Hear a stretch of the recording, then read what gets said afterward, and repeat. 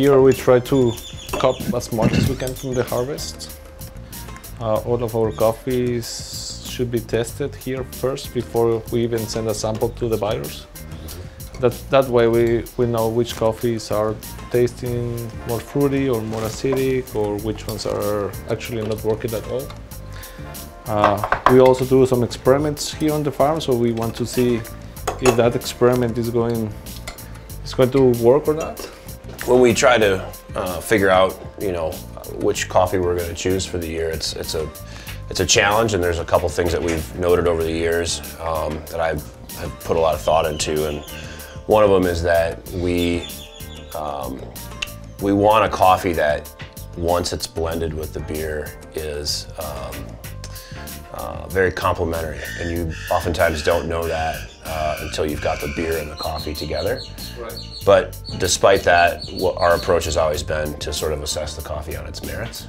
Typically there's some agreement on a couple of varieties, and oftentimes we'll also lean on people like yourself or the folks from Intelligentsia to sort of add a little more to that and say, well, I really feel like this is another really nice example, and we'll say, sure, bring it along.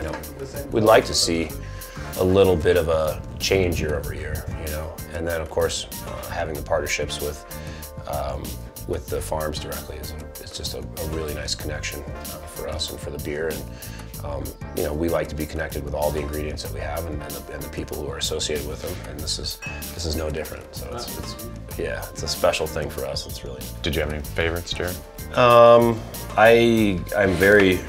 I don't know if, I'm intrigued by 8. I think it's really kind of got a fun thing going on with the fruitiness. A little bit of milk chocolate to it. Going back to 6, I thought was nice. I think the balance on 5 is really pretty excellent. I liked 8 a lot too. Yeah. Lemony. Yes, good structure, I think. Good, Seems unique amongst the table. A black cherry or something. Yeah, something like that. Very, kind of juicy. Juicy, yeah.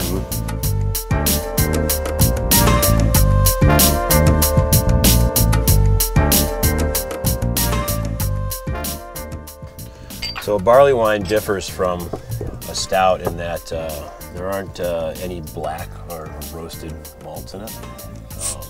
It'll be it'll have a lot of base malt in it, so just real lighter colored malt.